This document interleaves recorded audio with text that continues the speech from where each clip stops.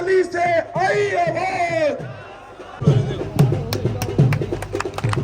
Master Nandram जी साढ़े सामने दे उन्हें पहना है आजाद साहब का वेलकम करने बात नहीं है। और जनाब आजाद साहब ने ये उस धरती से फादर साहब तलुक मुलाजम कच्चे हैं, उनको पक्का करने का बंदोबस्त करना है। और सबसे जो कानून मैंने ही बनाया था रोशनी का, उस रोशनी के कानून को हम दोबारा बनाएंगे। और जितने भी हमारे, चाहे वो किसी भी धर्म का हो, किसी भी जाति, ये सोचना भी गलत है कि राजपूत और ब्राह्मण सब अमीर हैं। राजपूतों और ब्राह्मणों में भी बहुत सारे गरीब हैं, अपर कास्ट में भी गरीब हैं, दलित और SC ST तो गरीब है ही, बैकवर्ड में भी बहुत सारे गरीब। तो जो भी गरीब है, चाहे वो अपर कास्ट का हो, बैकवर्ड का हो, या हिंदू हो, या मुसलमान हो, या सिख हो, या ईसाई हो, जिसकी जमीन घर बनाने के लिए नहीं है, उसको कोई जमीन छीन नहीं सकता। इसी तरह से एक और मैंने काम शुरू किया था, जो जम्मू का भी कुछ एरिया है उसमें पड़ता, और कठुआ का और सांबा का, जो हमारा इंटरनेशनल बॉर्डर है।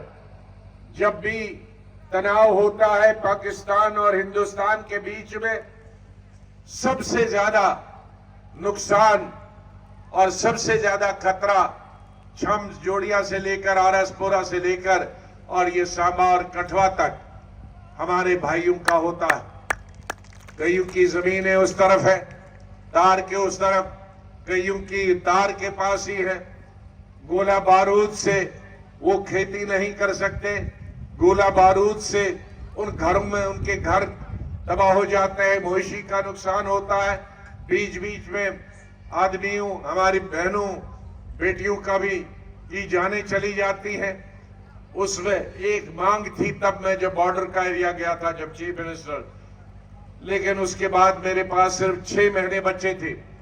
उनने कहा था कि हमें फायरिंग रेंज से आगे जमीन दी जाए, जमीन रेवेन्यू की सरकारी, और 5 मरले, ताकि जब फायरिंग हो तो हम एक छोटा सा कमरा वहां बनाएं, वहां बच्चों को रखें, और फायरिंग खत्म होने के बाद फिर अपने घरों में जाए। मेरे वक्त में ऑर्डर हमने दिया था, कुछ जमीन एक्वायर भी हुई थी, लेकिन जितनी एक्वायर हुई उसको भी आज 17 साल हुए किसी ने दिया नहीं। जो और एक्वायर करनी थी वो तो की नहीं किसी ने, लेकिन जितनी की थी वो भी नहीं किसी को दी। हम वो जमीन एक्वायर करेंगे, और जितने भी बॉर्डर के पास घर है, जो जद में आते हैं, जिनके पार की पाकिस्तान की गोला बारूद का शिकार होते हैं, हम उनको 5 मरले जरूर देंगे फायरिंग रेंज से, ताकि दूर, ताकि वो अपने परिवार को सुरक्षित रख पाए और माल मवेशी को भी उधर शिफ्ट कर पाए। जम्मू कश्मीर की आवाम ने आजमाया, उनको परखा, उनका काम देखा, इसलिए आज की दफा मेरे ख्याल में जम्मू कश्मीर के लोगों को नई राज्य सरकार, रियासत की सरकार चुनने में जितनी आसानी होगी, उतनी शायद कभी भी 75 साल में आसानी नहीं होगी। जिन पार्टियों को मौका नहीं मिला था 10 साल पहले तक,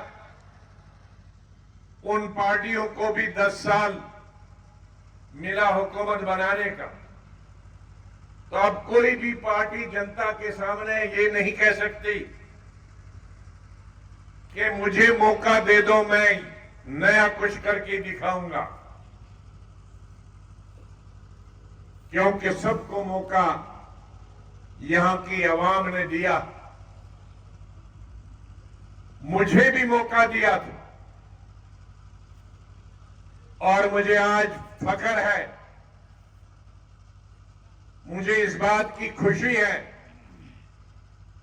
कि अब 2002 के इलेक्शन में मैंने अगर 5% वादा लोगों से किया था तो मैंने 1000% काम किया। जितने भी यहां चीजें गिनी चिब साहब ने और मिश्रा जी ने, मैंने इनमें से एक चीज का भी वादा इलेक्शन में लोगों के साथ नहीं किया था।